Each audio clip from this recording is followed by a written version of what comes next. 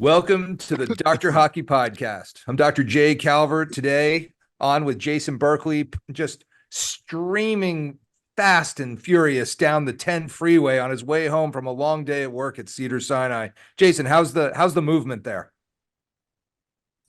It was moving. Now it's a typical parking lot as I'm transitioning to the 405. Very nice. Very nice. It's Now, always a why do we pleasure. call it the four? Here's a big pet peeve of mine. Before we get to Jay, I want to ask you a question. Why do we call it the 405? I hate when we call numbers letters. It's the 405, right? Okay. I agree with that. Or 101. It's not the 101. It's the 101. You know, the O is easier to say, Jason. I think that's really what it comes down to. Why? I had a math teacher at Cranbrook growing up in Michigan, and Larry Manhart. And he was like the buzz cut. He was one of those old like Marine kind of guys. And if somebody would say that, they would call a number a letter. They'd say, 0 is a number, not a letter, Mr. Berkley. And that was, I got yelled at a lot. So ever since then, I don't do it. But anyway, I digress. Well, let's get past your grade school PTSD and get on to what's important here. Right. We have on with us Jay Caufield, who, Yes. Jay, thank you for joining us. Very excited to talk to you. Oh, great to be here, guys. It's a pleasure. We saw you on the big screen with the Jagr retirement ceremony, retiring his number, and it was just awesome. Give us, what was this like? I mean, the energy that was coming through it was awesome. Yeah, I thought, guys, I thought it was first of all, it was like a 3-day event. There was something they had Friday night that we did at the Rivers Casino, which is downtown Pittsburgh. And we did something Friday night, which was really like an intimate, I think maybe 400 people, and it was like there was four of us up on stage and just like a question and answer thing. Or maybe talking about stories. It started on the Friday night, which was a real great event. And I think he was really, even at that event, I think he was touched by the outpouring of support from the Penguin fans and the ownership, and then knowing that Mario was coming back into town. I think that was a huge thing for him. And then so Friday night we had Right. that. Saturday night we had all the guys that came back into town. There was maybe, I might have been right around 40 guys that were there, 35 guys, I believe. And we had a nice dinner the night before, on Saturday night. And then it led into everything that took place on Sunday. And I do believe it was kind of surreal a little bit, because it was a 6 o'clock game and everybody had to be in the building. They wanted everybody in the building by 4 o'clock. And really it was a question, like people weren't sure what it was going to be like, but the place was jammed like right from the get-go. When I drove up to do what I still do, the lines were everywhere. So the building was electric right from the get-go. And I think the response that he got, I think it was an emotional thing for him. I think it was for everybody that was in the building. It was that kind of a night. And I do believe that the Mario, which he would not miss that. But I mean, the talk around town was wondering, was Mario going to be there? Was Mario going to be in town? And certainly he was there through the whole weekend and the festivities. And I think that because of how much Jagr idolized him, and he talked about that a lot. I think that was very big that he was there, that night, that day, and they made the most of it. And I do believe the organization, the Penguins organization, along with Mario, how they set that up was outstanding. Because ironically, talking to Brian Trottier about it, who happened to have to be in New York, he had to miss it. So, which he was very sour. But yeah, he was such a big part of Jagr's start to his career. Yep. But when his number was retired in the island, he said it was like 90 minutes long, and that was it. They came there, they didn't do anything pomp and circumstance leading up to the event. It was nothing like that. It was the event, and that was it. Well, the Penguins for 3 days had everybody in town, and they really did it right. And I think he was truly touched by the whole thing. Jagr is just, when I went to Prague last summer, I think we talked about that last time you were on, and everybody in Prague was like, "Oh, you should just drive out to Jagr's place and talk to him. He'll totally he'll sit down with you. He's that guy." And he's just like a down to earth, salt of the earth kind of dude. And it really came through. He was there with his girlfriend and his mom, and he's just such an awesome, just an he's just amazing as a player, but as a human, like, you just got to respect the guy. And, of course, Yeah. everybody on those benches from the Kings and the Pens are sitting there looking at him, knowing full well he could suit up and go out and do some damage as well. Well, Jay, that's what I wanted to ask you about. He went out for warm-ups. Yeah. I wasn't a Pens fan, but I got shivers and chills. Why? This would have been the greatest thing. See, the NHL always misses the mark when they do things. In my opinion, it would have been the greatest moment in the history of the NHL if they signed him to a one-game contract. He goes out and plays for the team again, and if he scored, which he definitely could have. Right. Why didn't they do that? That would have the roof would have blown off. I think it would have been, just unbelievable. Why did they not even offer that, or did they? I would probably have to think I don't know. That's a really good point. They missed the mark, and I think that he even did warm up, which nobody knew he was going to do that. To your point, yeah, it was maybe phenomenal. It's a liability. Maybe it's who knows what that has anything to do with. Honest to God, I don't know, because I will tell you this: as we did this, first of all, he practiced with them the day before, and to a man, you heard all the players saying. But the guys that watch him, Kevin Stevens, for example, who's one of the greatest guys ever. Kevin Stevens was watching. He said he just didn't look out of place in any of the drills they did. And we certainly know he's 52 years old, but keeps himself in such great shape. And he plays a style that's so just one of the best. You can't get the puck off him. We all know what great things he does. But so from practice to then taking the pregame skate, and I think that would have been amazing if that would have been allowed to happen. But I will tell you, when I went from the ceremony, then I had to get to the front of the building for the pregame show that I do every, the pregame intermission and postgame stuff. I had to get to the front of the building for pregame. And when we were sitting down talking about the whole event, the building like erupted, and I knew what was happening. Everybody else did not know, but I kind of knew it. So when I heard the roar, to your point, Jason, I think the place, it went crazy just for warm up. And I think how the Penguins guys, I think 7 or 8 of them were wearing mullets. I mean, Sidney Crosby, Malcolm Letang. That was outstanding. I mean, really, not too often do it. You look at it, but that was unique, and they all, to a man. And then a victory lap. I don't know what it would have been like and what it would have taken place to have him play one game. He is probably the one guy who's getting a jersey retired that could do that. So it would have been amazing. But even what he did was amazing, and the way he took a lap around. Oh, yeah. And took it all in. Yeah, it was outstanding. They did a really great job. He's like 6'3", like what, 260? Put him in front of the net. He'll get at least one tip in. And I think the entire league would have gone nuts. Honest to God. And it might have been the greatest thing I ever saw next to the miracle can't move goal. That guy. Maybe it's unbelievable. Maybe if it's not the salary cap era, maybe I don't know. I don't know what who knows what transactions would have to take place for that to happen. But again, he is probably the one guy that could have done that. And I get in a heartbeat. And I agree with you. He was, I don't know. The entertainment factor was there, but I think he truly just enjoyed the parts that he did. Yeah. And it did seem like there was something else left that I think he would have wanted to do, and that probably would have been it, Doc. So sure. But it was a great weekend that they charged. I thought what was impressive too. I will say this too: the LA Kings and both the Kings and the Penguins players were right there, as you mentioned.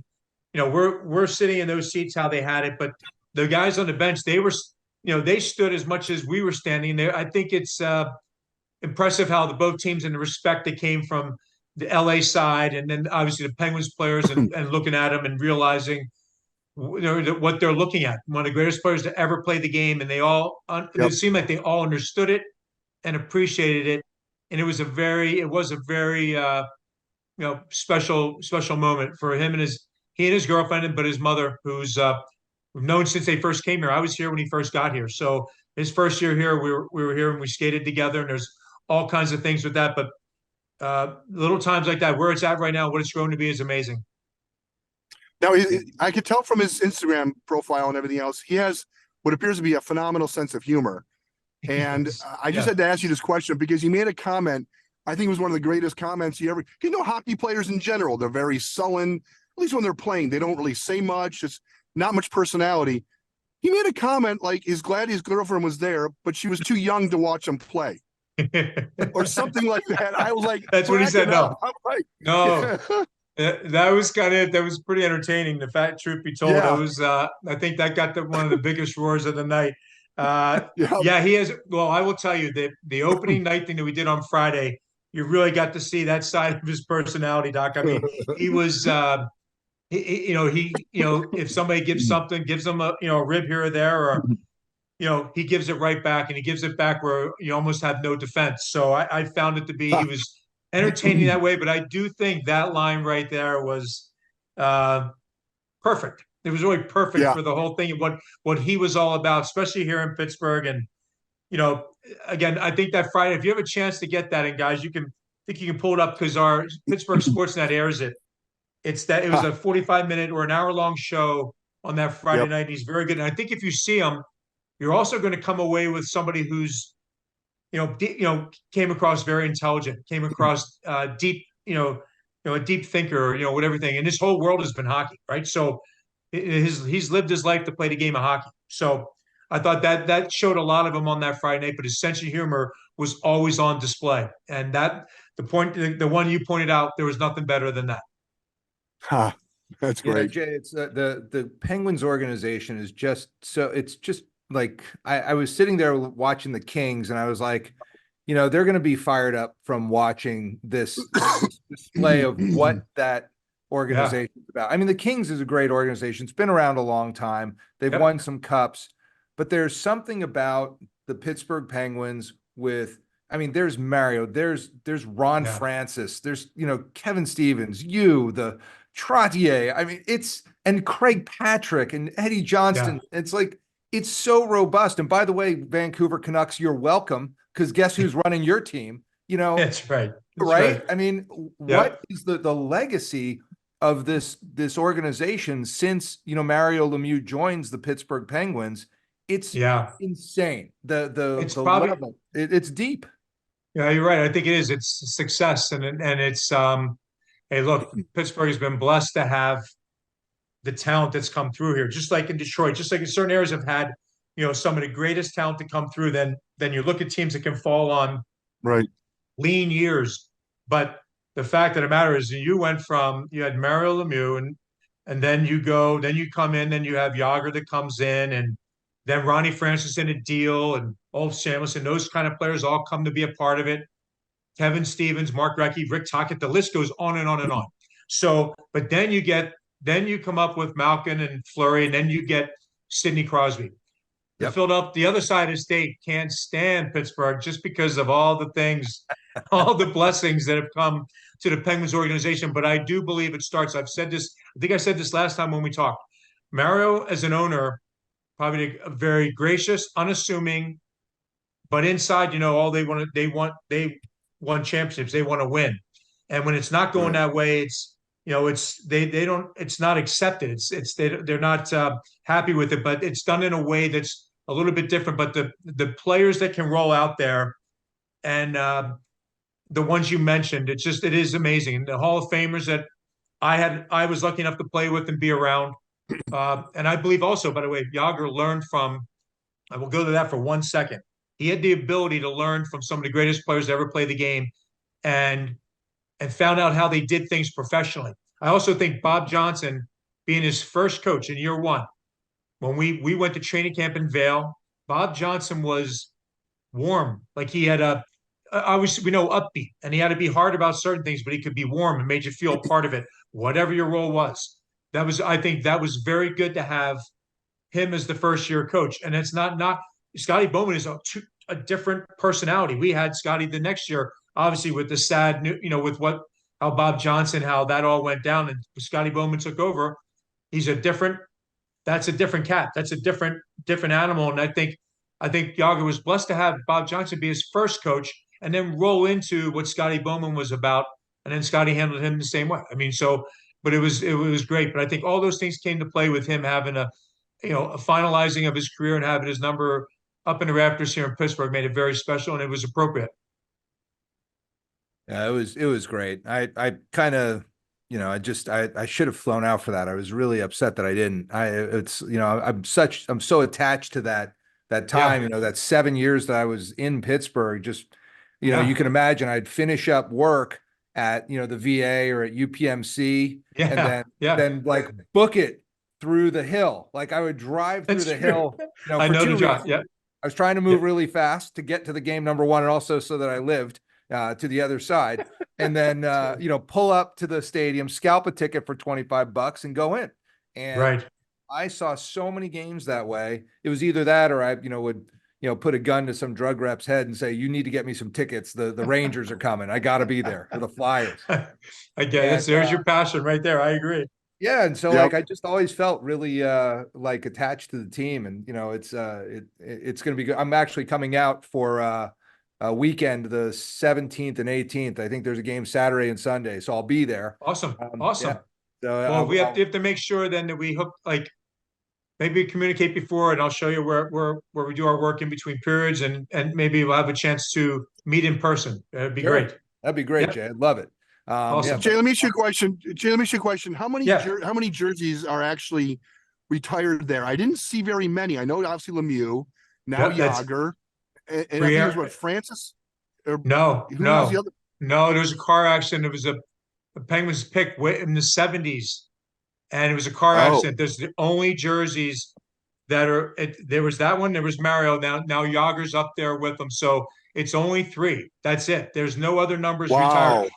Right. I think you're going to find, I mean, you can look at it right now. I mean, Sidney Crosby, Chris Letang, Evgeny Malkin. Right. That'll be the numbers I'm sure over the next so many years that we'll see back up there. But that's it. That's all there is, guys. Those 3. Yeah. And unreal. The Penguins, and then Mario and Jagr in the black and gold. The other one is in blue, which they play with back then when it was a very sad time here in Pittsburgh, when, you know, we've only heard the stories because that was before I got here, but his family was here at the event as well, and probably very emotional for them as well, you know. So but that was it. That's all, guys. Not too many. I mean, I don't know how there are just so many players. I don't know what you do. I think luckily, I mean, if you look at, not luckily, but you know, Crosby's number, they're unique numbers that if you put them up there, it's not gonna all of a sudden deplete your opportunity for certain things, but that they're the guys that deserve to be up there, and they will be in the rafters one day, and I think that'll be, and rightfully so, with the cups that they have won and what they've done, and along with Mario, it all falls right into place, and their careers have obviously, you know, their careers have all been here, so outstanding. And by the way, thank you for mentioning Detroit a few minutes ago, real quick, Jay. I actually was I always have to get the Red Wings, you know, crowbar them into the podcast. 10 years ago, coming up next month, I flew in town with I went to the Nick Lidstrom's jersey retirement ceremony, which was pretty awesome. It was the first one I've ever been to. And if I saw him get on the ice and do warm-ups with the team, I would have absolutely lost it. The next one I'm waiting for, and we all keep praying it's going to happen, is Fedorov. It's got to happen. I know he had a bit of a issue with the you know, the owners and everything else. I'm hoping they get past it. But if he gets on the ice with those white skates and starts taking warm-ups, because I still think he could potentially get out there and do something, you're gonna have to call the paramedics for me. I won't be able to deal with that. So, well, I agree with the names. I agree with the names. I agree with the players you said, that they're guys that could go out there and still play. I do think, and by the way, when I said that about Brian Trottier, he didn't say anything positive or negative. He just said, wow, what an event they put on here in Pittsburgh, versus he was honored to be in the rafters for the Island. But imagine the differences. I mean, this was a weekend show, and I do think watching him skate, guys, I'm serious. I think the building might have been one of the loudest I've heard it through all the playoffs and everything that's going on here. When he stepped out on the ice for warm up, to your point, I think everybody went crazy in the building for that. And they were there for, you know, they were in that building for a while already, and they couldn't wait for it. And I think that's exactly because you guys you're true hockey fans, and these people live and breathe. The fans here live and breathe with the Penguins, everything about it. But it was mainly through the years of Jagr and Mario, and what it was like, and they've seen a lot of greatness, so they loved it. Well, that's great. I think it was an awesome event. It's unfortunate that the Pens couldn't pull out the win. That would have been good, but I honestly sat there looking at the Kings' faces, and they They were inspired. They definitely were. It was very noticeable to me that that team who's had a great start and then hit a low is now, trying to rally back. They've got, new coach, et cetera. And I think that was a really, it definitely hit the Penguins, but the Kings, it was not lost on the Kings at all. And they came out, played a good game. I totally agree with that. I think imagine if you're the Kings and you're the team that comes in and gets to be a part of that and see it. There were a number of players that kept when they were warming up and he was kneeling down, stretching just at center ice. The players that came up to him started with Kopitar and then the goaltender talking. I mean, I thought it was total respect, and I agree. I think if you're a team lucky enough to be out there, and the guys that weren't, everybody's squeezing in, huddling on the bench to get a piece of it and look at it.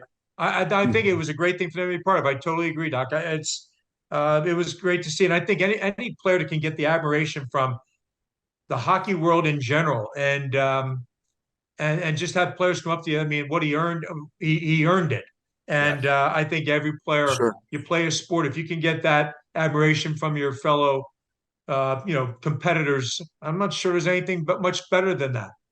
No, and Jagr was clearly appreciative, and like he was humble and gracious, and like it just was awesome. It was great to see him, and he's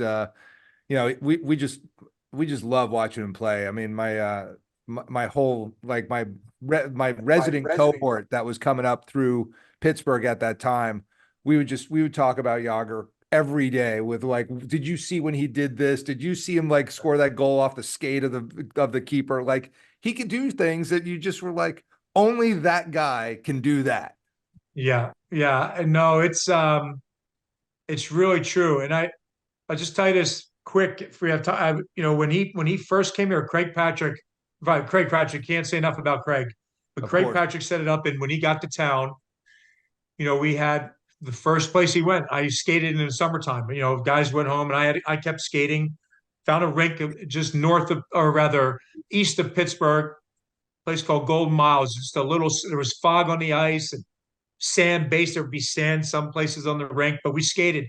And the first place this world-class player stepped on the ice was this place in Monroeville, Pennsylvania called Golden Mile. And we were out there, just the two of us with Craig, and we just did drill after drill after drill. And the language barrier was there. Somehow we tried to communicate, but he just the skating part, and we just did it, and it was nonstop because Craig was relentless, Jagr was relentless, and we just did this until then, found his way. But that was his first place, and I had these people were sending pictures from, somehow they had pictures of, different than today. Can't imagine with cell phones, but we had pictures of it, and to realize the first time he stepped on in North America, came here and played, was up here in Pittsburgh, and we were out there doing these drills with Craig, and then eventually Craig's son has joined us for a couple of days as well. Pretty unique and pretty special, and he seemed to appreciate all of that. That's what's kind of wild. Like over this time, and to your point, humble, but he appreciated the little things that, if just like anybody else, you grow up over time, and he was a young kid and only knew success when he got here, 2 cups in a row, and the third team was better than the next, and than the other ones, but he was just great, and he cherished all those moments, and he let you know about it. That's the one thing he didn't forget it. He didn't. Yeah. He brought it up to me and would talk to players. Every player he had something personal to say to, which was very unique. And even if it wasn't on the ice that night, because there was only so much time, but he did it in our hour-long thing at the casino, and he's just very gracious and very. I said he came across very deeper, deep and intelligent, spoke intelligent, did a great job. It was a big day for the NHL. That's all I can say. I mean, Bettman should be really, excited that kind of an event.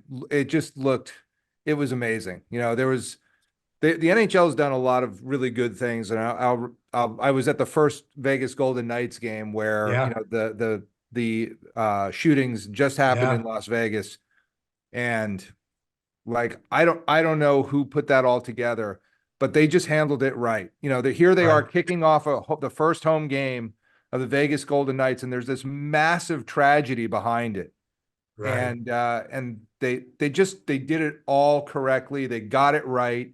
They brought, first responders. And so like, I really felt like it was an amazing event. And this Jagr retirement was clearly there. They honored the history. They honored the history of the Yep. Penguins. They honored the accomplishments of this guy, but they honored it in the setting of the team. It wasn't like Jagr's amazing by, here he is, he's great. He was amazing because of all that was put around him and how he was brought into the league, and how everybody that was involved had a hand in his success, which he clearly knows and appreciates, which any young player who's listening to this podcast should understand, that you are not an island. I mean, Connor McDavid's a great player, but he's great because of the team behind him now. Right. All of these guys, Crosby, Ovechkin, any of these guys cannot do it alone. Yeah, and also the one thing I'll add to that too, and that's so true, and he let that be known.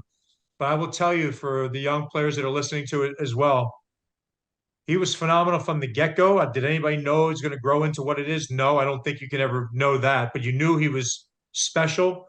But the work ethic, like Sidney, you mentioned the names you're just mentioning, they have a work ethic that's probably second to none. You couple that with the talent, and that's why they're who they are and where they're at.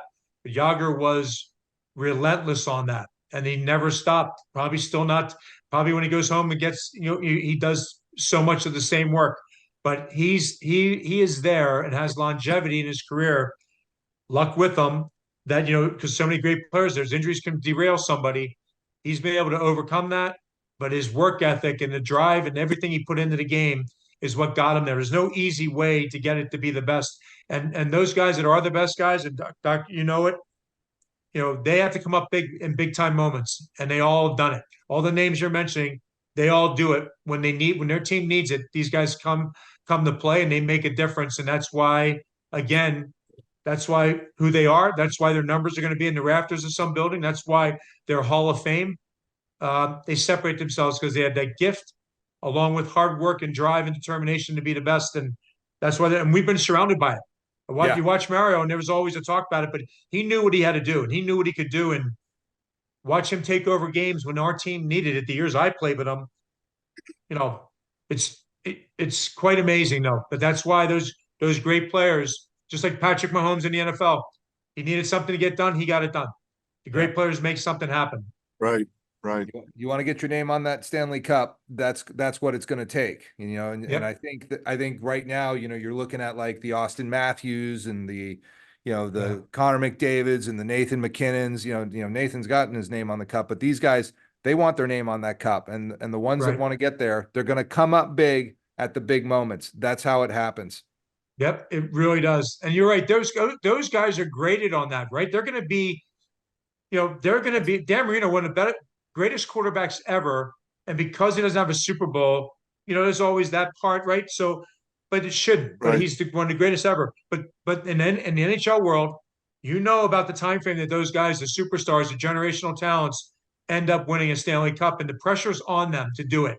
Yep. And I think there's so much that goes with that, right, guys? It's the love of the game. Sure. It's all that they do, but they have the pressure of making their the franchise they're a part of a winner. And again, all the names we're mentioning, they've pulled through with it.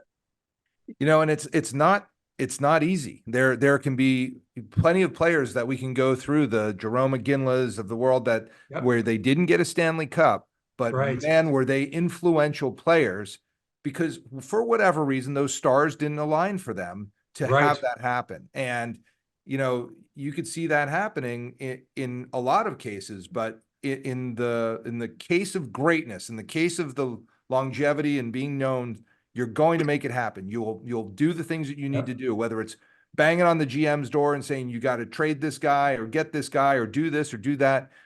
It's all those things. At the practice, you're going to make a guy better. Whatever it is you have to do to get that Stanley Cup done, it's not going to be done in a vacuum. It can't be done by one guy.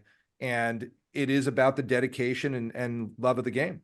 Yeah, and again, you hit on it too. I agree, and I think Jagr thanked enough people too with it. But the GM side, I mean, you have to put a team around a guy. As you mentioned, this isn't basketball is that one sport you seem to be so individual, and you can have an individual player, and in that world of hockey, you do need. And you mentioned it earlier about you need players around you, and you need a great GM, you need a great staff, coaching staff, all that goes with it to win.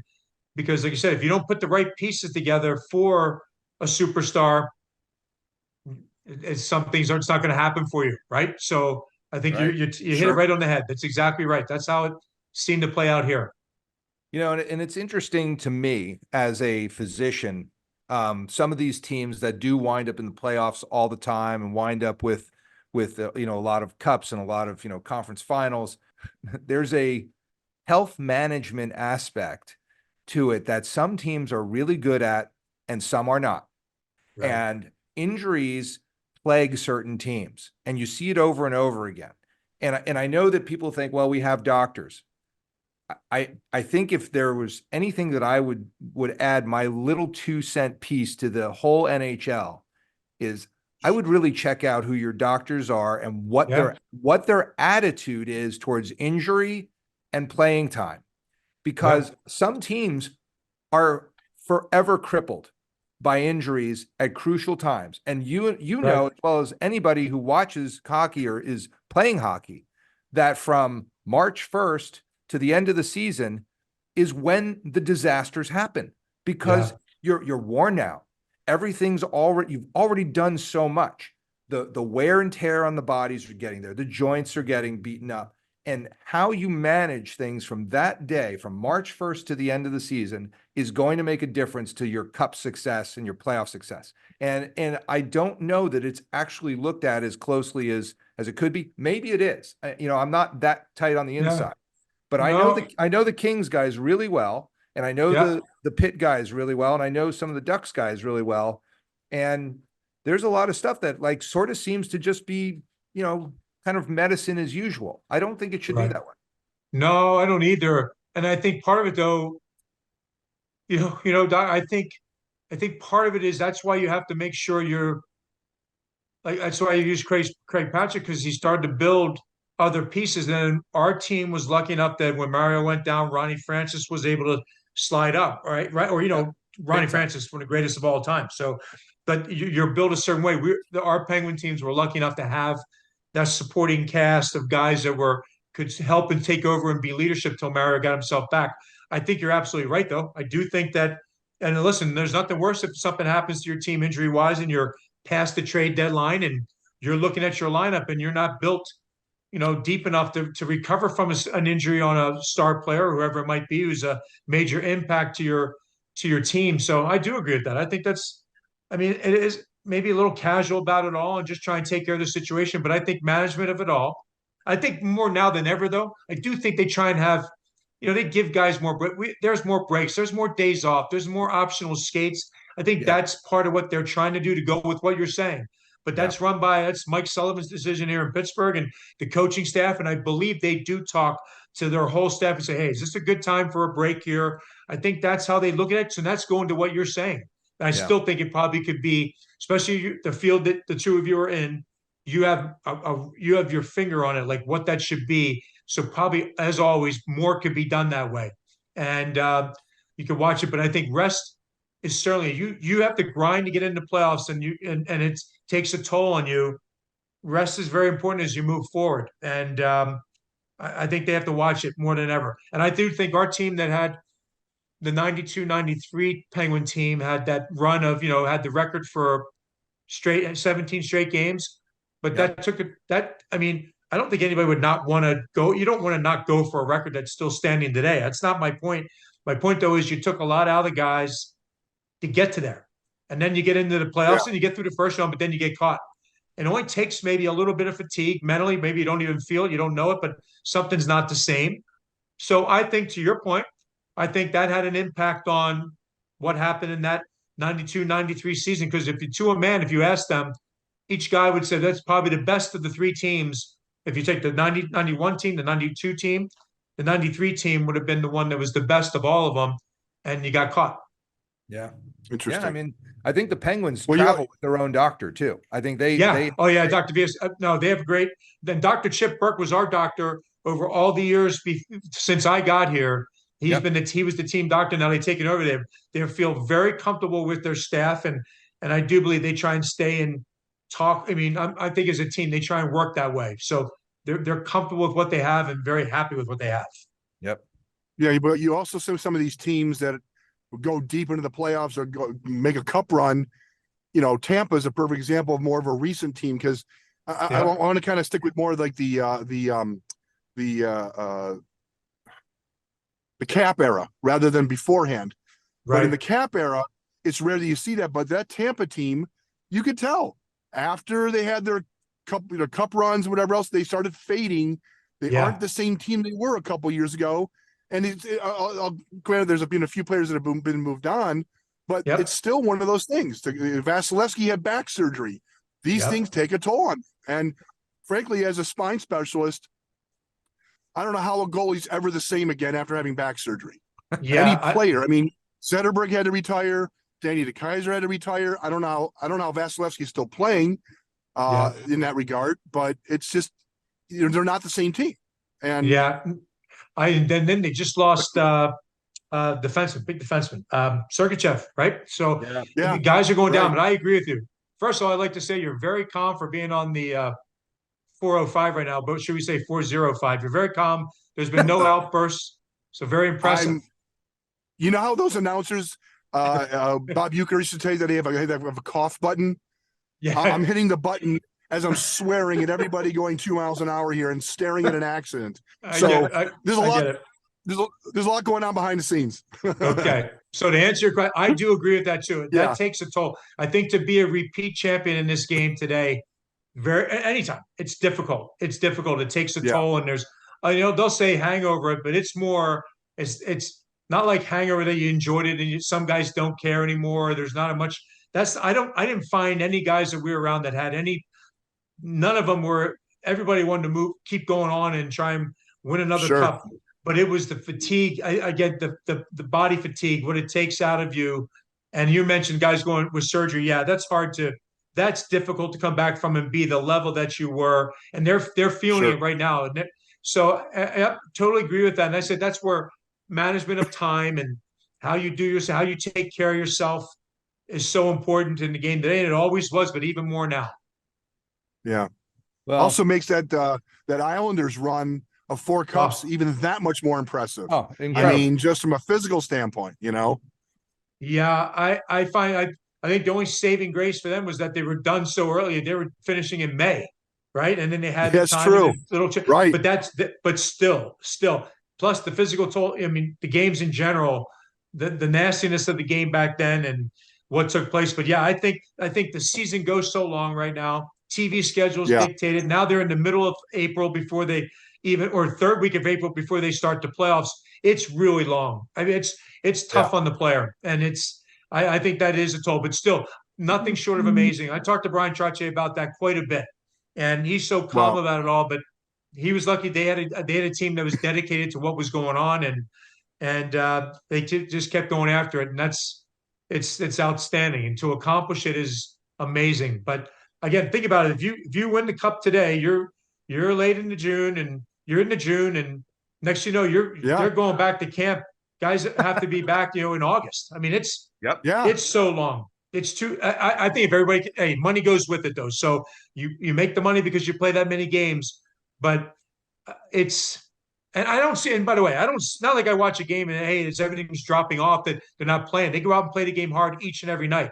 But it is difficult to play that many games and then continue to roll it. That's why the Penguin players, the superstars that we mentioned earlier, guys, Letang, Malkin, and Crosby, they have played big-time hockey for a long time, just the same as Tampa Bay. And the teams that have been on runs, I do find it very difficult. Everybody needs a break. And to add to your point as well, the off season isn't really an off season. They can't sit around eating cheeseburgers all that time. They got to stay in shape. It's a never ending thing. I mean, I don't know how they do it. Honestly, I don't know how they do it. Yeah, I think you have to force yourself. They probably need to force themselves, celebrate or whatever it is. If you're the lucky team to go all the way, and if you're ones that, the tough one is the one you go all the way and you lose, then you still have the same downtime and you didn't get the success. But you got to force yourself to get that mental break. But I think it's hard for the athlete. It's hard. Like I can't imagine even like taking, like I have to do something every day, and I'm sure every other athlete's the same way. Like you got to do something, and when you're a player at that in the height of your career, I think that's a difficult thing to do, is to force yourself to say, all right, I'm going to take a break and not touch anything for a couple of weeks. But if you stay active in golf, and everybody loves to golf, that's one way Sure. of doing it, but it's tough to stay off of anything because you do realize, well, I used to remember, and I bet if you talk to the old time players too, guys, when you get past July 4th, then you kind of know, man, like the NFL training camps are coming up and you're the next camp to follow. And it changes your mindset. And we always played exhibition games against Detroit. So my first thing is, oh, great, going in Detroit, and there's Joey Kosher and Bob Probert. And so Right. there's no rest for the weary, right? So so I always felt that when you got into July, you had to make sure you started to buckle down. Now, other players, the guys, the elite, they need a forced break because the demanding time for them on the ice when they play the game so much more. But as a role player, I felt it in a different way, but I could not go long. I didn't go long for me. So, and I'm sure a lot of other guys were the same way, but it does take a toll. And you do feel when you get in the middle of the summer, man, the fun's almost ending as far as, hey, enjoying it, not thinking about what you got coming up, but you got to turn the page and get ready to get right back at it. And as we mentioned, long seasons now, they don't have that time. It's very difficult. It is difficult. McSorley was on, and he said that he remembers, like, at the end of the season, this was, even back probably early 80s, I think, and said they would drop their skates off, at the end of the season. They put them in a box, and then when he came back in September, they literally get the skates out just as he had left them there and hand them back to them that way. And he said nobody did anything over the summer. Wow, yeah, that is. He did. He was uplifting weights and doing things that was recommended, that he said was recommended to not be doing. Right. And so he kind of said, like, it was a whole different world.